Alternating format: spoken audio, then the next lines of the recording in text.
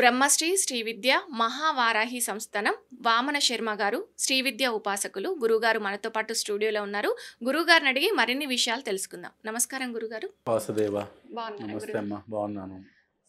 మామూలుగా పెళ్లి ఏ ఏజ్ లో చేసుకోవాలి గురుగారు? వివాహం అనేది పూర్వకాలంలో అష్టవర్షాత్ భవేత్ కన్యా పుత్రవత్ పాలితామయ్యి అంటే 8 ఏళ్లకి బాల్య వివాహాలు జరిగేవి. 5 ఏళ్లకే ఉపనయనం జరిగేది. వాస్తవానికి చెప్పాలంటే పూర్వకాలం మనం తీసేద్దాం. ఇప్పుడుండే కాలమాన పరిస్థితిలో స్త్రీ ఎవరైతే ఉన్నారో ఒక ఆడపిల్లకి వివాహం జరగాలంటే ఖచ్చితంగా 20 సంవత్సరాల లోపల వివాహం చేయాలి. ఒక మగపిల్లవాడికి వివాహం చేయాలి అంటే 25 సంవత్సరాలు ఖచ్చితంగా వివాహం చేయాలి. చేస్తేనే వాళ్ళ యొక్క మనోభావన ఉంటుంది. ఆ టైంలో ఏమిటంటే స్పిరిచువల్ ఎక్కువ అవుతుంది. అంటే ఆకర్షణ అంటే ఒక అయస్కాంతం పెడితే ఎంత దగ్గరగా చేరుకుంటుందో వీళ్ళ యొక్క మనస్సులు కూడా అంత దగ్గరగా చేరుకొని మనోభావనతో అన్యోన్య దాంపత్యాన్ని సాగిస్తారు. అందుకే వివాహం అనేది ఈ యొక్క వయసులోనే చేసుకోవాలి. అయితే ఏజ్డ్ ఇప్పుడు ఉదాహరణకి 2009లో పుట్టిన అమ్మాయి కావచ్చు, 1991లో వివాహం పుట్టిన అబ్బాయికి అయితే పనికిరాదు. ఒక అబ్బాయికి ఒక అమ్మాయికి 3 సంవత్సరాలు 2 సంవత్సరాల గ్యాప్ ఉండాలి. అంతే తప్ప 5 సంవత్సరాలు 10 సంవత్సరాల గ్యాప్ వలన ఏమిటవుతుందంటే ఈ అమ్మాయి యొక్క ఈ ఆడపిల్ల యొక్క జీవితం చిన్నదైపోవడం వలన ఆ అమ్మాయి జీవితాన్ని సాగించుకోలేకపోవడం వలన కొన్ని సమస్యలు ఏర్పడతాయి. గురుగారు చాలా మంది జాతకం చూపించుకోవడం చేతులు చూపిస్తుంటారు. సో దీనికి అంటే చేతి చూసి జాతకం చెప్పొచ్చు అంటారా? వాస్తవానికి చేతి చూసి హస్తరేఖ జ్యోతిష్యం అనేది పనికిరాదు, చేయకూడదు కూడా. ఈ హస్తరేఖ జ్యోతిష్యం చెప్పడం వలన చాలామంది పబ్లిసిటీ చేస్తున్నారమ్మా.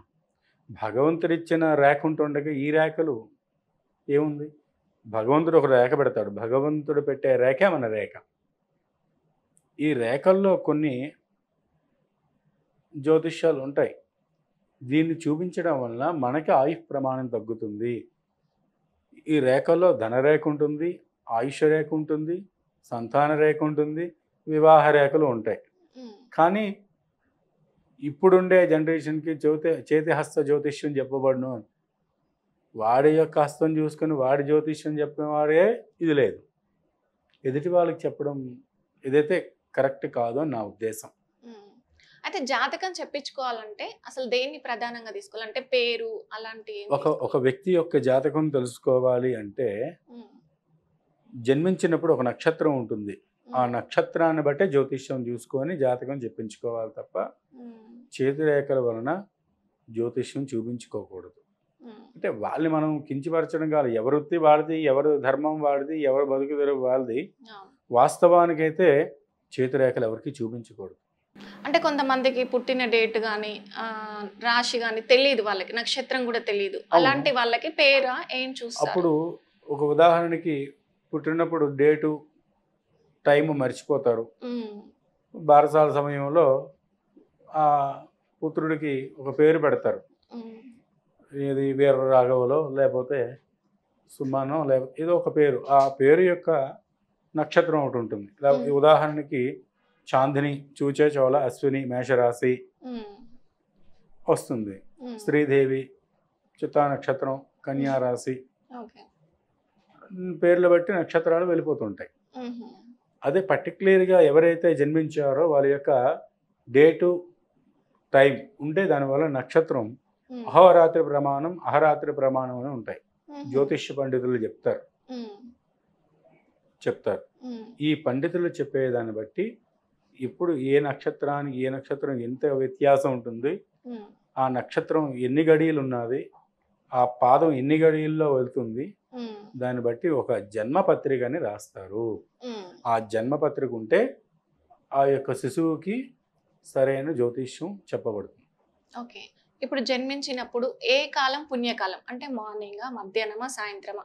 ఏ టైంలో జన్మిస్తే మంచిగా ఉంటుంది అంటారు? భగవంతుడు రాసిన దానికి కాలం ఏమిటి? అంటే కొంతమంది అలా నమ్ముతుంటారు కదండి, ఈ టైంకి పుడితే బాగుంటది అలా అని. సో నక్షత్రాలు అంటే మీరు అడిగింది ఒక శిశువు జన్మించాలంటే నక్షత్రాలు చూస్తారు. కాలమాన పరిగణన చేయరు. ఓకే. కాలాన్ని చూడరు. రాత్రా, మధ్యాహ్నమా, ఉదయమా చూడరు. ఆ సమయంలో నక్షత్రం ఏమిటి బాగుంది, ఆ సమయంలో మంచి గడియలు ఉన్నాయా లేదా, అమృత గడియలు ఉన్నాయా లేదా, దుర్ముహూర్త వద్యాలు యమగండాలు ఉన్నాయా లేదా చూసుకొని ఆ యొక్క ప్రసవనం చేస్తారనమాట.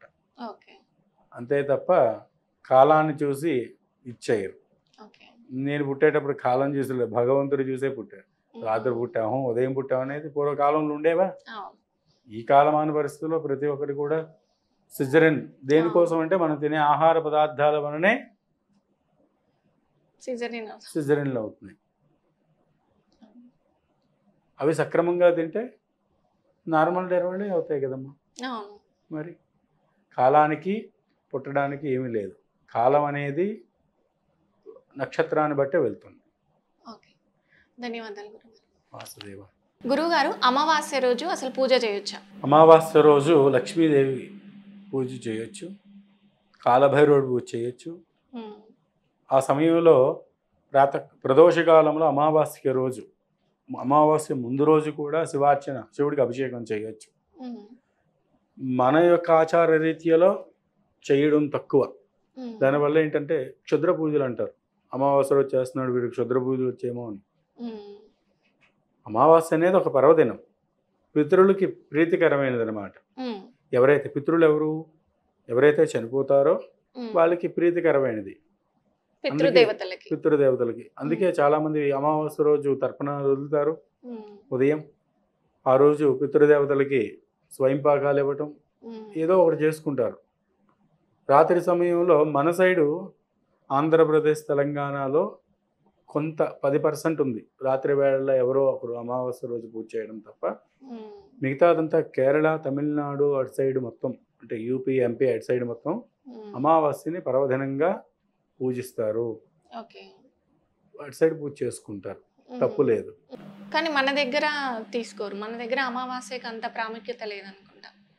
చీకటిని చూస్తే ఏమిటి వస్తుంది మీకు? భయం వస్తుంది కాబట్టి. అమావాస్యను చూస్తే వాళ్ళకి భయం అంతే. అంటే మనం పెంచుకున్న మూఢనమ్మకమైనా ఇది? ఎలా మూఢనమ్మకం దేన్ని అనుకోకూడదు. ప్రతి ఒక్కటి మనకు ఉపయోగపడిందే. ఇప్పుడు రాత్రి సమయం, అమావాస్య రోజే రాత్రి ఎందుకు అవుతున్నది? చీకటి ఎందుకు అవ్వాలి? మూఢనమ్మకమా? కాదు కదమ్మా. పౌర్ణమి రోజు అది రాత్రే కదా, తెల్లగా వెన్నెల ఎందుకు వస్తున్నది? మూఢనమ్మకమా? కాదు. శాస్త్ర ప్రమాణం అది, మూఢనమ్మకం కాదు. కొంతమంది చేస్తారు, కొంతమంది చేయరు, వాళ్ళ అభిప్రాయాలకి. దానికి మనం ఏం చేయలేం. నా పరంగా చెప్పాలంటే అమావాస్య రోజు సాయంత్రం సమయంలో 4 గంటల నుంచి 6:30, 7 వరకు శివార్చన చేసుకుంటే మంచి ఫలితం ఉంటుంది. శివార్చన.